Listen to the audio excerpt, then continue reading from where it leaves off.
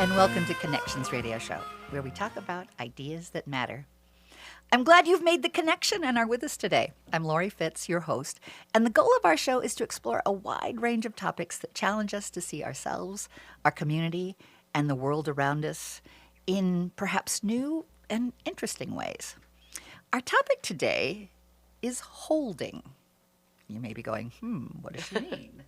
Holding may bring to mind holding an apple, or holding a loved one, or holding on during crazy times, or holding court that Uncle Jim always does at the family dinner during the holidays, or holding on to your values.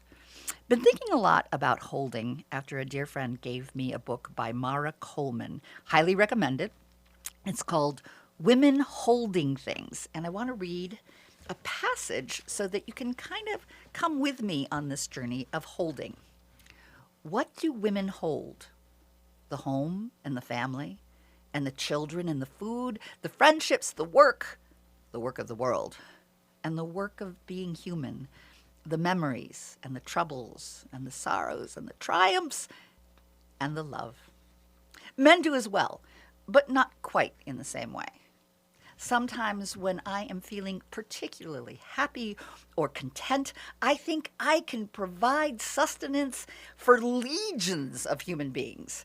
I can hold the entire world in my arms.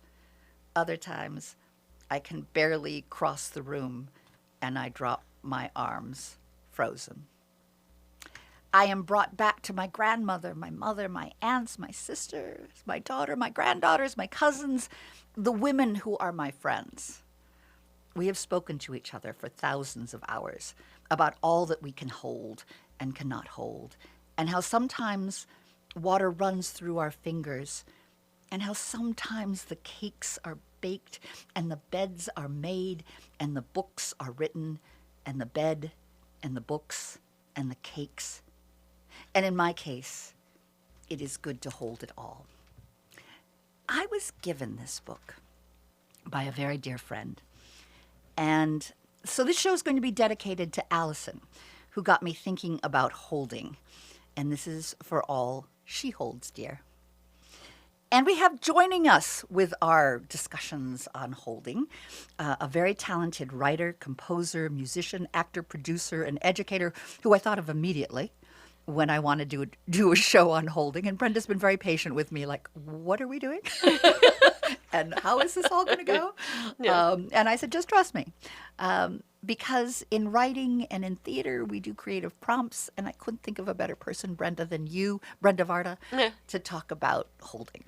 Oh, thank you. I mean, I really kind of enjoyed thinking about this concept because when you brought it up, I was like, I can think about this in 7 million ways. No, 7.2 million ways. And and about what it means in our current environment, in our culture, in our land, in our relationships. There's so many pieces. And during the holidays. Oh, and that one always strikes me is the holiday holding. I'm not really good at it. But it's just been interesting to see. And then thinking about it in terms of what we watch and what we see and what we create. There's all kinds of ways that the patterns of holding that are, embedded in our brains are pure. And you saw a show last night. Yes, I was going to bring that up. Good. And this was just kind of a random occurrence that these two things landed so much in the same place. I did see last night the Great Armistice Day Blizzard. Can I say that again? The Great Armistice Day Blizzard that was produced by the Nimbus Theater Company at the Crane Theater. And I believe that there are 2 shows left this week. There's tonight and tomorrow there are shows. And those dates are the 20th and the 21st. Yes, I believe that those are the days we're on right now. And what was interesting about it, it is set in 1940, and there are 4 characters, but I believe the 2 major characters are 2 women who are neighbors, who live next door to each other. And in the opening section particularly, it was all about what they are holding in their environments. whether it is things from the kitchen or objects or going out to take the laundry off the clothesline or carrying in a baby or all it was literally Liz Neerland who wrote it and directed it. She's very much of a physical theater person. And of course, there's so much about not dancey physicalness, but just about the relationship of bodies to space. And so there was a ton about holding. And even with the two men who are in it also, their holding is very different about their responsibilities, and that is highlighted so much in the first minutes of it, and and going through the entire play about what the women are responsible for and holding on to, and what the men are responsible to. I think art and theater, theater is art, but art allows us to express what we're holding. Yeah. It allows us to have a venue to bring out what we hold. And I've thought a lot about this holidays with the candles and the candles that we hold and how candles are so important around the holidays, both for Hanukkah and for Christmas. There's a sense of the in the darkness that we have during solstice time, winter Yes. solstice. It's a stillness. There's a stillness, I think, in holding. There is an opportunity in holding. What are we holding during these winter months when it's dark and we have to kind of step back?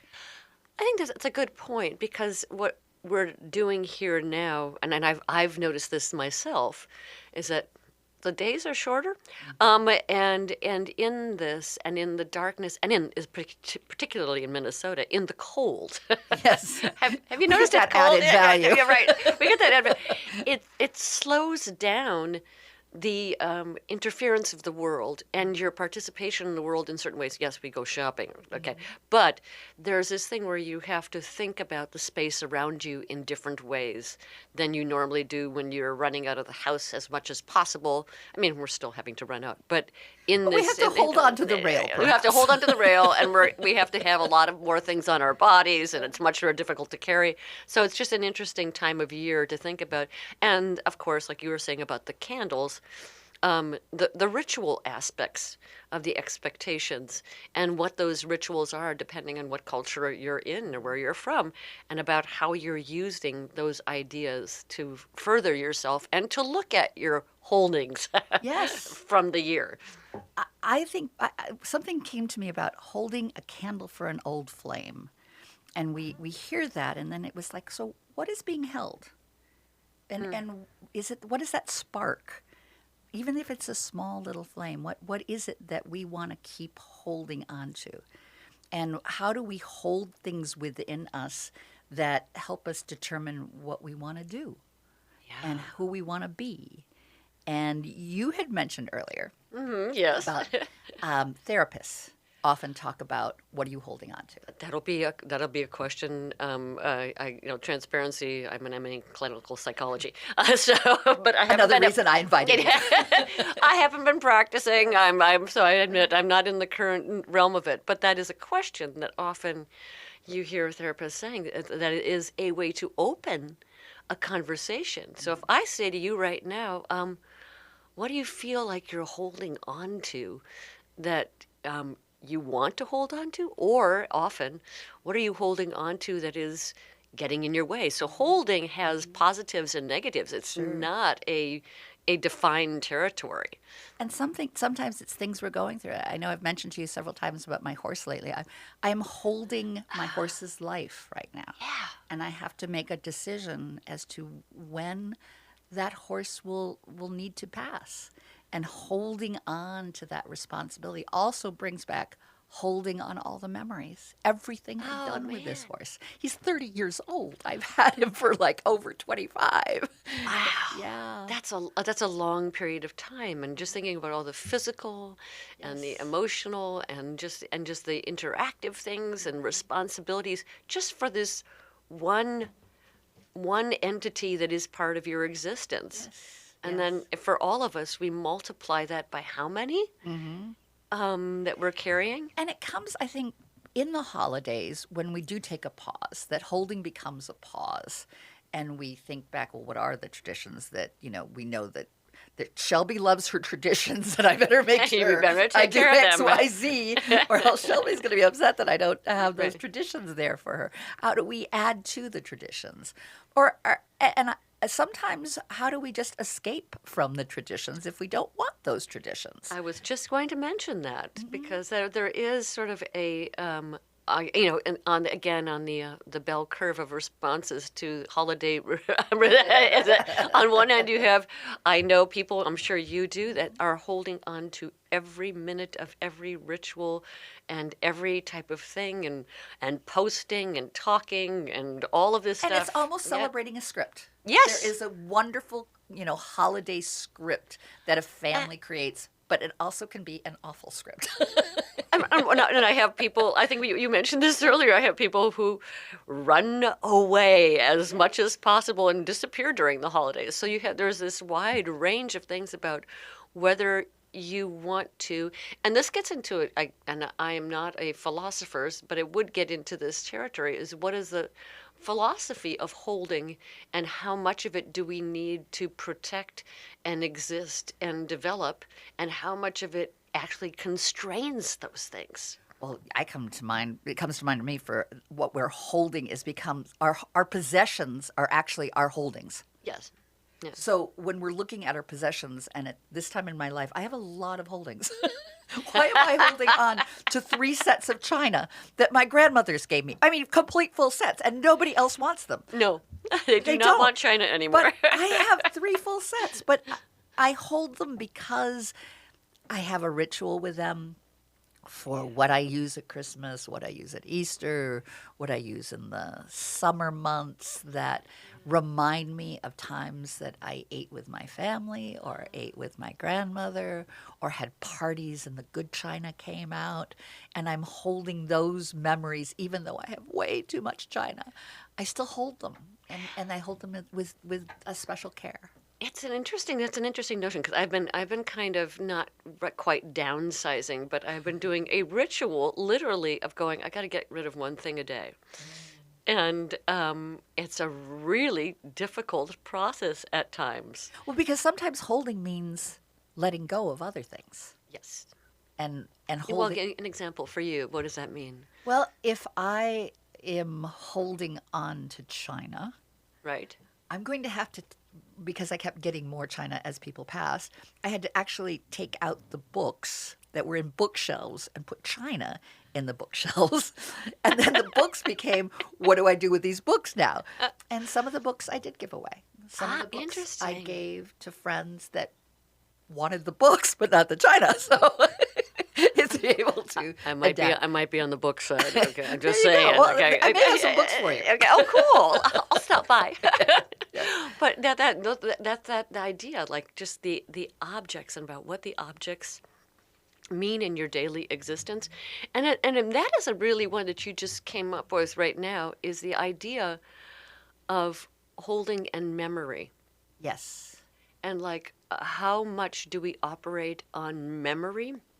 And this whole, I mean, that's a whole And then territory. it becomes a ritual, too. Yes. That memory of having tea with my grandmother with the tally-ho china. And I do have tally-ho china. I And wouldn't she even was know a what that is. horseback rider, so am Oh, I. my And we goodness. would have our tally-ho tea. I think of that every time I touch any piece of that china. Right. And that's an interesting neurological piece, right? Right. How many of the memory connections do we need to stimulate, and how many do we need to keep going? Right. And And when are we willing to veer off oh yes, and hold something new yep, as a and- possibility? Yeah, and so that's, I've been an addictive learner in my existence. I love that term. I just made that one up. I like it. I may steal it. Okay, Just saying. So addictive learner means that you're always looking to learn something new. I literally have been Instead of listening to songs that I know when I'm at the gym or something like that, I have been listening to chemistry I love podcasts. it. I love it. So, but that But idea you about holding disruption, new thoughts? holding new thoughts is an interesting thing, or figuring out how to hold new things is sometimes, I think, is very difficult for people. Not just about something geeky like physics or chemistry, but figuring out how to hold new ideas about our culture, about our responsibilities, about what we're saying about the world and our communities. And with that, I do need to go to our next segment. But before we go, I also know that you're a wonderful singer.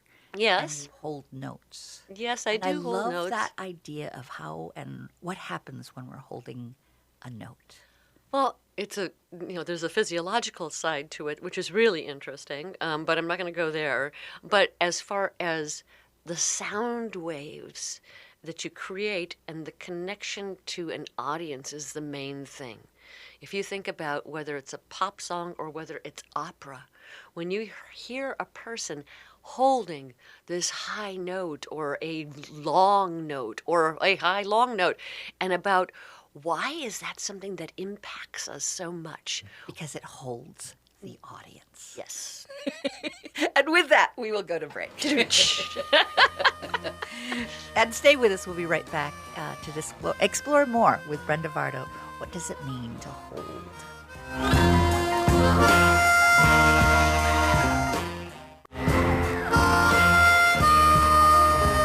Welcome back to Connections Radio Show, where we talk about ideas that matter.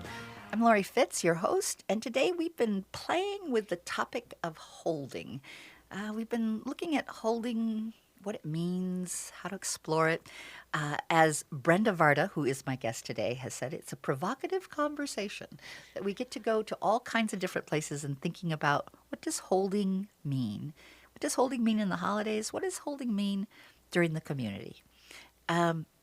And I want to welcome you. Thank you. Thank you for I'm enjoying this. for being playful and exploring these ideas with me. Yes. Well, you had a great kind of map of what holding means. I mean, because it's such a, like we said, it's a very huge map, and it's kind of we can go very narrow down into the idea of what does holding mean in your brain, but then we've talked about a little bit about the holding and what it means to how many communities do we have our patterns of holding that we are responsible Holding pattern. I love that. What's our holding pattern? It is.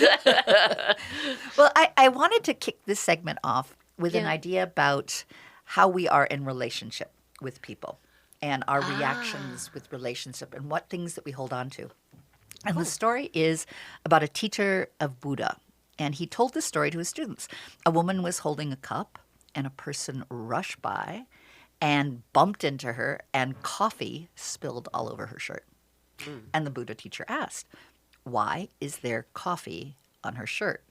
And the students gave an eyebrow up, just like Brenda just did. Well, that was what was in the cup. It spilled all over. She got bumped, and it was the person's fault for bumping into her. And he said, "But why was it coffee?" And there was a blank look on their faces. Well, it was coffee because that was in the cup. And the Buddha teacher said, exactly. It was coffee that spilled because that's what she had in her cup.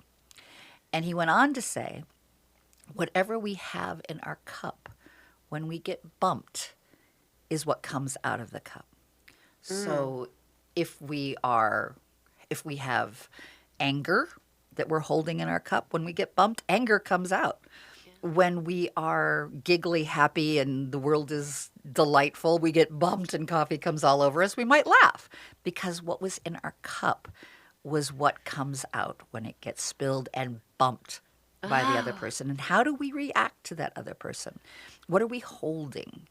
And I have to believe that with your psychology background, Yes, you have plenty to say about what we hold and how we react to the world by what we hold.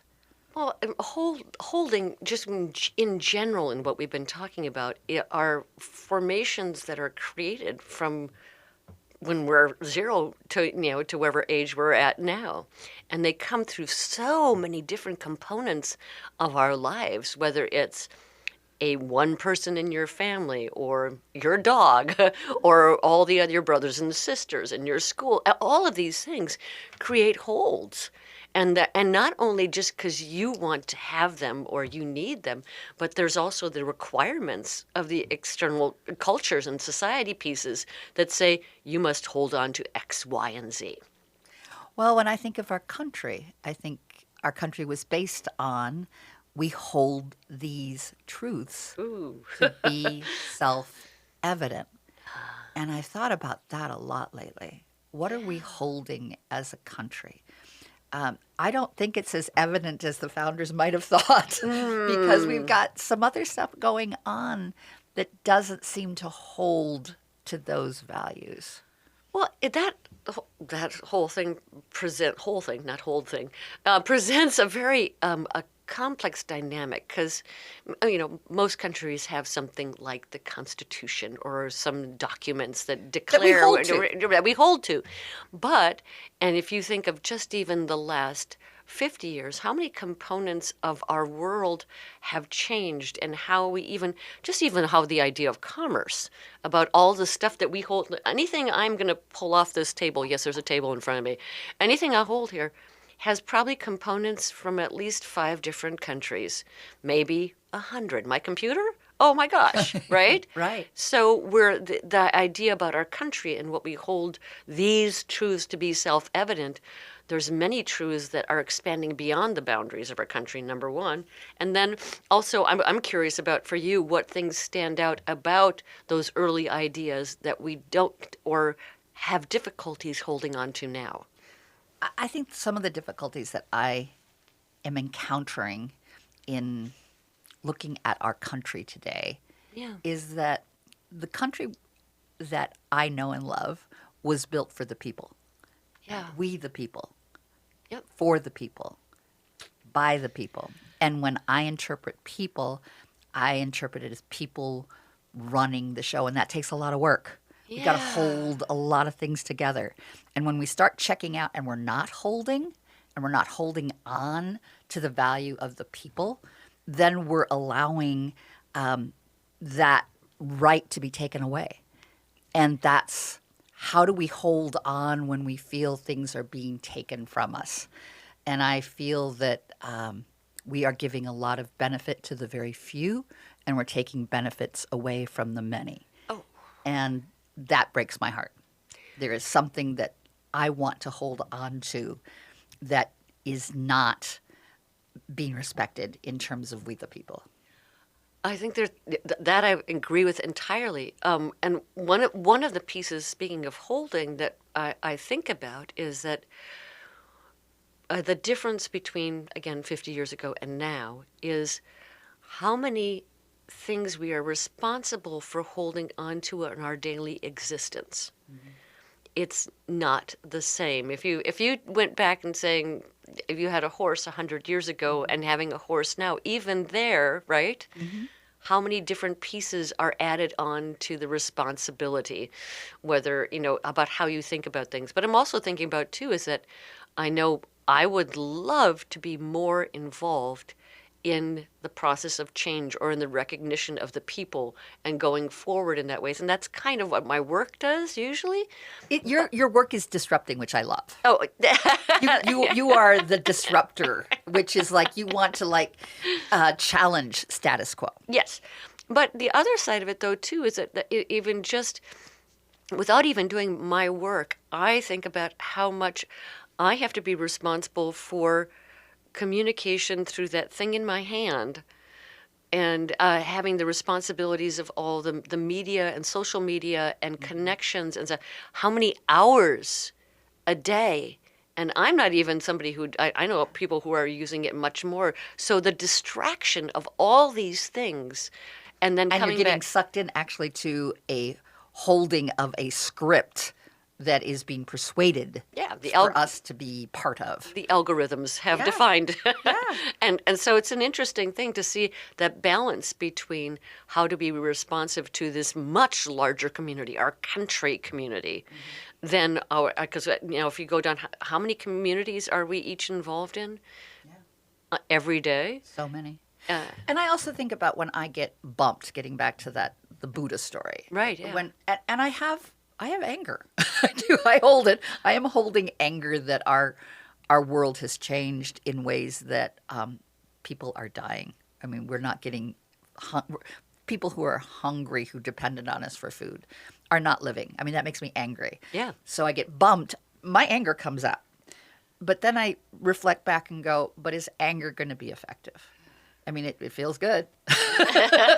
and we know the algorithms in social media love it when we get angry. And they feed us so that we go to that rage place. Yeah.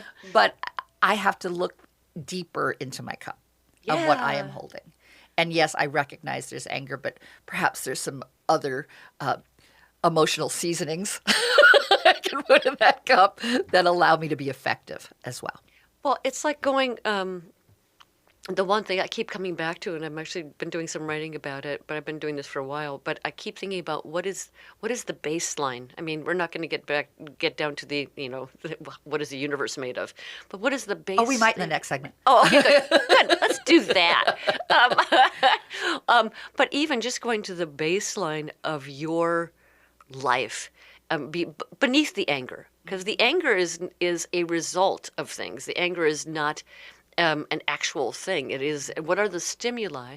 And then going beneath the stimuli and going, well, what are the values that I have? Mm-hmm. And then what do I really want to hold on to that's not just about the traditions or the memories? What are the values that you want to hold on to that you can take action with? Yes. And that becomes, whether it's about, your family or the country or your job or, or a nonprofit that you're involved with, whatever it is, right? Where are your values that connect there, and what can you actually do? And following that feels sometimes like following an invisible string and holding on to that invisible string of where do you go next. Yeah. You can't always see it, but you get tugged and you get pulled and you're connected and you hold on to that invisible string that allows you to go, okay, this is a tough decision, but I need to follow that gut, that who I am is who I am, and I'm going to hold on to that, and I'm going to take the next step holding the invisible string. Ooh, that's a good one. Well, then we'll leave on that. Okay. Yeah. Let's leave on the invisible string holding on. And we'll be back, and we're going to look at what is our relationship to the world. We started with our community and our country and a little bit about the world. Let's do some more about what are we holding on to for the world. And we'll be right back after some great commercials and support that we have for AM 950, the progressive voice of Minnesota.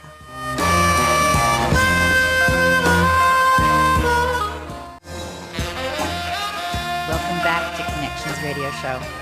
I am Laurie Fitz, your host, and we have Brenda Varda, who is an incredible artist and musician and writer and producer and great person to play with ideas with. And thank you for being with us today, Brenda. Thank you. This has been a fun discussion. Yeah, I just got hooked on the idea of holding. And during break, we were just talking about holding as a stillness. I think in stillness, you start to discover things when you really are still, when you really take a moment to watch that sunset and you just take it in and hold it. Holding in the stars. I mean, that's our relationship to the world. It's also our relationship to ourselves. We think of think globally, act locally, but how does that happen? How do we hold on to that idea? Yeah. And we were talking at the end of the last segment about holding an invisible string. And I think you can only hold that invisible string or even find that invisible string that moves you forward when you start in a place of stillness and not in a place of doing, in that being place. And that's an interesting thing because I've thought about this. It's funny that you brought this up, is that the idea of slowing down and searching for what you're holding for and finding those. I mean, it does come from meditation and other traditions and stuff like that, but most of our culture is not built around that anymore. And even from the theater standpoint, even last night with the theater piece that I saw at the Crane Theater, it's slow. as an audience member, you have to think entirely different than our current type of thing, which is how many stimulations can you get? Whether theater is not as much, I think but as if you think of as far as movies and television, a predominant amount of it is about stimulating you all the time, so that you don't go to this place On the edge of your seat. right. So yeah, thinking about self and about, as you were saying, think globally and act locally. To think about what does it mean to act locally means to kind of I take apart what the options are, because otherwise you can become so flooded with what you think are responsibilities. And they are scripts in your head. Yes. This is Oh, the they are to-do scripts. list. Yeah. The scripts of to do, and this is what I need to do now. And when do we question into that? So I love your art as being so disruptive. You start to question, why are we doing this? Why is that important? Yeah, and it's interesting to think of where the disruptors come from in our culture, to question the contemporary modes of being, whether it's about gender, or whether it's about about work, or whether it's about responsibilities to the environment, or whether it's about how you're going to create art, whatever it is. To slow that down and take it apart is not a momentary thing. I mean, it's interesting that I don't know for you, if I slow down and I let some of the things go, like I just took a breath. I know that's unusual. I'm taking a breath again. There's little things that you can feel, right? That you probably don't pay attention to. Holding your breath. Ah. What happens when we hold our breath? I want some oxygen. Yes. Yeah. But what does that oxygen mean? So I don't know. It's an interesting thing to think about what the process of slowing down is and how many people can do it. And sometimes, even nowadays, I think what's, again, cultural piece, whether it's global or local, is that people don't want to slow down. Well, slowing down requires actually allowing ourselves to think about it.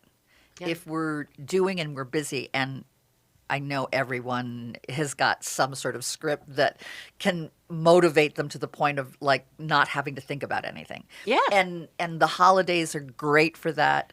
And you might even be listening going, slowing down. I have like a bazillion things on my list that need to get done before Wednesday, before Thursday. Yeah. Yes, but questioning into how important really are they? Yeah. What is important right now? What do we really want to hold on to? I mean, I would love to have my house entirely clean. It will not be. Aww. I have accepted. My house will not be entirely clean. And there'll be one room that I will stuff a lot of stuff into, yeah, right. and the door will shut, and I will be okay with that. Yeah. But I will cook. Yeah. And I will hold that. I will love holding my cooking. I got a new little pizzelle cookie maker that I'm going to make pizzelles. And I'm not even sure what a pizzelle is, but it's a very thin, like waffle cookie. Very okay. waffle cookie. It's Got it. Italian. Yes, Italian.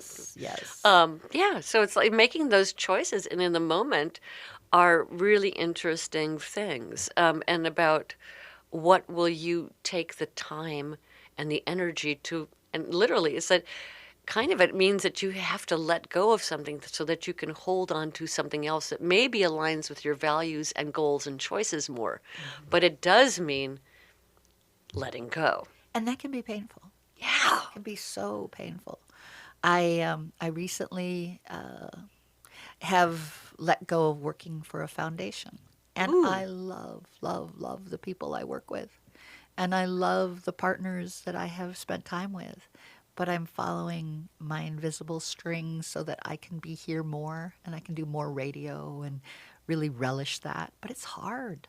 Hard when you want to do more of this work and you know that means letting go of something else. It does. And that balance and that question and how you maintain that balance is very difficult for people to assess. And again, I think there's many pieces of our culture that are in place to not let you do that. Right. And Or to be fearful about it. be fearful because it means, change. I really like this comfortable groove I'm in. Why would I leave the groove? Because it satisfies so many things, even though that string keeps pulling. Yeah, and it's interesting sometimes just the I guess the not the demands but the possibilities of recreating self and finding new ways to hold or new ways, because you're going to have to hold on to something even if you move on to something else. Right. It ain't meaning that you ain't going to hold. It's just a different set of holding. Right. But making choices about those holdings as opposed to having them be defined by the pieces around you is sometimes overwhelming. So that's an interesting thing. I think my choice for this year is that I have several projects that are my projects that are not other people's, because often I get to be a musical director. That means I'm working on other people's projects, and it's really fun. I just did one called For Fortune's Fools Company, which is Yar, the Christmas musical. It has 2 days left also. The Pirates. The Pirates over at the Hive, and it's very fun. It's a free show, so you can look for it. But and it's fun to contribute and be part of something. But then there's also part of, if you're creating, what are you going to focus on? And what has the most impact? Right. And that's so much a part of it. Yeah. I feel like I'm in my fourth period of my career. And I want legacy. I want there to be something interesting that has a life. And so it's kind of more about giving back than getting at this period of life. How do I want to end the show of my career? Let's say end the show. How do I want to expand the show? But let's say, that there will come a time, I'm certain, in my life that it'll be a different kind of work. I mean, that the work turns into something else. I don't know what that exactly is. I just feels right now to be doing more with radio. Oh, cool. Oh, I'm anxious to see what you do, or I'm excited Me too. to see. Not I'm not anxious. I'm excited. Those are two very different words. Well, no, but anxious can be good. I'm anxious to, go and have fun. But anxiety's not good. I don't want anxiety. Right. So I'm not going to throw that at you.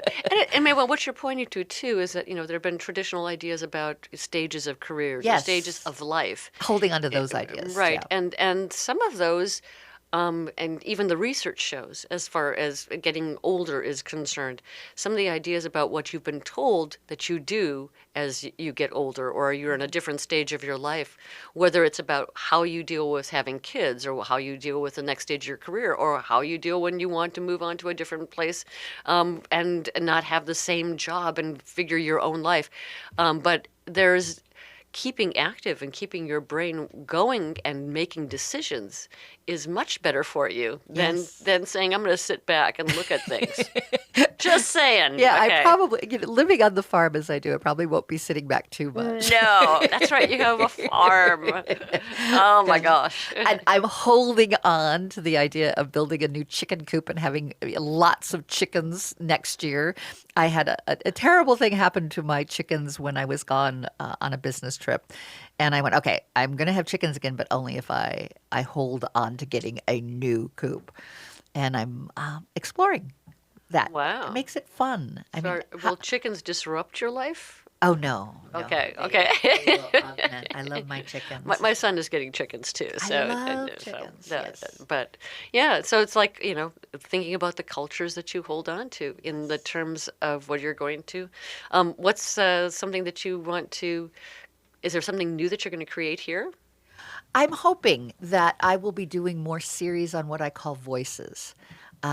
There's a series that I've been working on that we'll be doing in January on Jewish voices. Oh, nice. And what I love about that is I bring in a co-host that I will support in having him or her bring guests and support the show being about their voices, their ideas. Multicultural is really important to me. Oh, good. And I want more opportunities to develop good multicultural shows that express a voice by and for and from that culture. And that's important because I feel like we're losing our joy of diversity.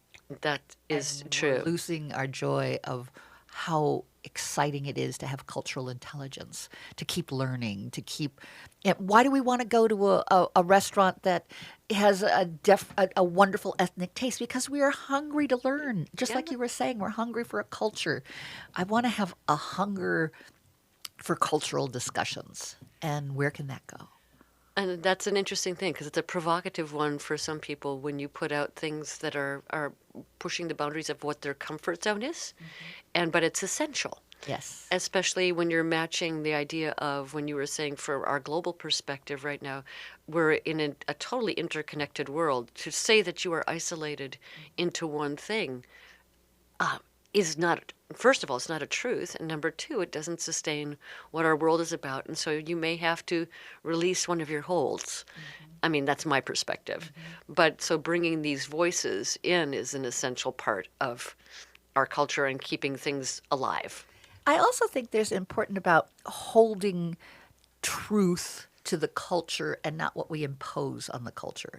And I think media has a tendency to have, 30-second or 10-second sound bites that then illustrate and give what the impression of whoever is developing the programming as to what that culture is. And I want to flip the script. I want to hold it in a different way where the voice, I can support the truth in their voice to be shared, whatever that truth is. Or the complexity. Or the, and there's a lot of times we reduce things. Yes. And sort of. And how do we unpack after it's been, because I think when it's been reduced, there's more that can be pulled out. That's true. There's much, much more. And we get back to the holidays and opening presents. It can be open. We can hold on to. I was hoping you were going to sing at one point. I was like crossing my fingers. At some point, she's going to hold a tune. And Sorry. I won't make you hold a note though. Oh, thank you. But I will. That was a tune. The tune was nice. But for the holidays, I mean, in which aspect of the holidays about holding, and about what is important for each one of us, because can be very, very different. But you kind of go, well, what is the core thing that I'm holding on to about what does it mean to come to the end of the year? Yeah. And that's what I want our audience to just take a moment in the next week or two, is pause. Hold the moments.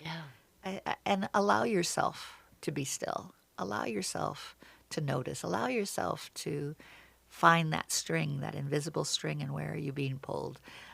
We don't give enough time to that. We've given so much time over to the social media that we get sucked into that, and we forget that we have a core. I hope so. That is good. Yeah, that would be a great thing for the rest of the year. Just taking that time to think about what are the possibilities. And what you can, and I must say, just a tag at the end here, is that Laurie came up with a wonderful list of how hold the word is used. Yes. So just go to your dictionary and think about what holding means. Withholding, holding, holding on. It's right, because that's the one that really I started to really ponder on.